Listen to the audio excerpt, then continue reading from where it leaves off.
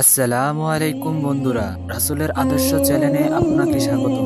হযরত উমর রাদিয়াল্লাহু আনহুর সচ্ছলতা কামনার দরুন তাহাকে সতর্ক করা এবং হুজুর সাল্লাল্লাহু আলাইহি সাল্লামের জীবিকা নির্বাহের অবস্থা।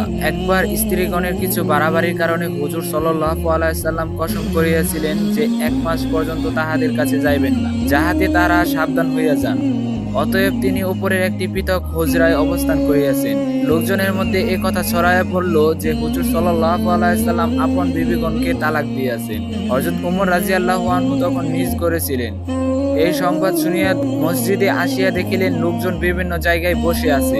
হযরত ওমর রাদিয়াল্লাহু আনহু আপন কন্যা হযরত হাফসা রাদিয়াল্লাহু আনহু এর ঘরে আসিয়া দেখলেন তিনিও কাঁদছেন। হযরত ওমর রাদিয়াল্লাহু আনহু বললেন, এখন কাঁদছো কেন?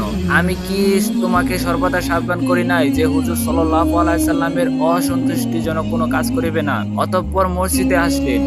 সেখানে মিম্বারের কাছে একদল লোক বসিয়া কাঁদছেন। কিছুক্ষণ তিনি সেখানে বসেছিলেন, কিন্তু চিন্তার ধরণ বসিয়া থাকিতে পারলেন না। সেখান হইতে উঠিয়া হুজুর সাল্লাল্লাহু আলাইহি সাল্লাম যে হুজরায় অবস্থান সেখান থেকে উঠিয়া হুজুর সাল্লাল্লাহু আলাইহি সাল্লাম যে হুজরায় অবস্থান ছিলেন উহার নিকট আসিলেন এবং হযরত রাবাহ নামক গোলামের নিকট, যিনি হুজরার সিঁড়িতে পা ঝুলাইয়া বসেছিলেন, ভিতরের প্রবেশের অনুমতি চাইলেন। তিনি খেদমতে হাজির হইয়া হযরত ওমর রাদিয়াল্লাহু আনহুর এর জন্য অনুমতি চাইলেন, কিন্তু হুজুর সাল্লাল্লাহু আলাইহি সাল্লাম চুপ রইলেন, কোনো উত্তর দিলেন না। হযরত রাবাহ আসিয়া হযরত ওমর রাদিয়াল্লাহু এর নিকট ইহাই বলিলেন যে, আমি আপনার কথা বলিয়াছি, কিন্তু কোনো উত্তর দেন নাই। হযরত ওমর রাদিয়াল্লাহু আনহু নিরাশ হইয়া মিম্বারের কাছে আসিয়া বললেন, কিন্তু বসিতে পারলেন না। কিছুক্ষণ পর আবার হযরত রাবাহ এর মাধ্যমে অনুমতি চাইলেন। এইভাবে 3 বার হইল। একদিকে অস্থিরতার কারণে গোলামের মাধ্যমে হাজির হওয়া অনুমতি চায়, অপরদিকে হইতে উত্তরে শুধু নীরবতা।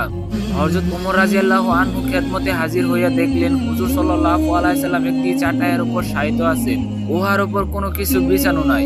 সুন্দর শরীরে দাগ স্পষ্টরূপে দেখা যায়। শিয়রে খেজুরের ছাল বদ্রি একটি চামড়ার বালিশ ছিল। হযরত ওমর রাদিয়াল্লাহু বললেন, আমি সালাম করিয়া সর্বপ্রথম জিজ্ঞাসা করিলাম, আপনি বিবিদেরকে তালাক দিয়েছেন কি? উত্তরে বলিলেন, না। ইহার পর আমি সান্ত্বনা স্বরূপ হুজুর সাল্লাল্লাহু আলাইহি সাল্লামের নিকট আরজ করিলাম, ইয়া রাসূলুল্লাহ, আমরা কুরাইশী পুরুষরা মহিলাদের উপর প্রভাব বিস্তার করিয়া থাকিতাম, কিন্তু যখন মদিনায় আসিলাম তখন দেখিতে পাইলাম আনসারী মহিলারা পুরুষদের উপর প্রভাব খাটায়। ইহাদের দেখা দেখি কুরাইশী মহিলাও এরূপ হইয়া গিয়াছে। অতঃপর আমি আরো কিছু কথা বলিলাম, যাহার ফলে হুজুর সাল্লাল্লাহু আলাইহি সাল্লামের চেহারার হাসির চিহ্ন পরিলক্ষিত হল। আমি দেখিলাম ঘরে মোট সামান ছিল এই যে 3টি কাঁচা চামড়া ও এক মুষ্টি জব, যাহা এক কোণে পড়িয়া রহিছিল। আমি এদিক সেদিক তাকায় দেখলাম, এগুলো ছাড়া আর কোনো কিছু পাওয়া গেল না। ইহাতে আমার কান্না আসিল। আমি বললাম, ইয়া রাসূলুল্লাহ, কাঁদিব না কেন? আপনার শরীরে চাটাইয়ের দাগ পড়িতেছে, আর আপনার ঘরে এই কয়টা আসবাবপত্র রয়েছে।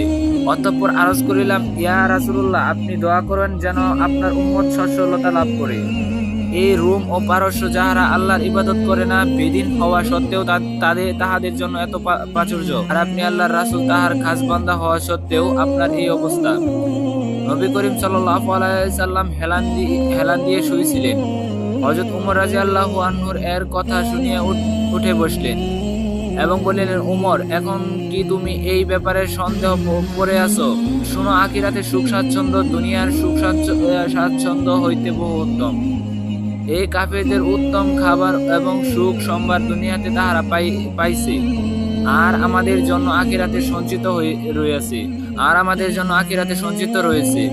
হযরত ওমর রাদিয়াল্লাহু আনহু বললেন, ইয়া রাসূলুল্লাহ, সত্যি আমি ভুল করেছি, আমার জন্য ইস্তেগফার করুন।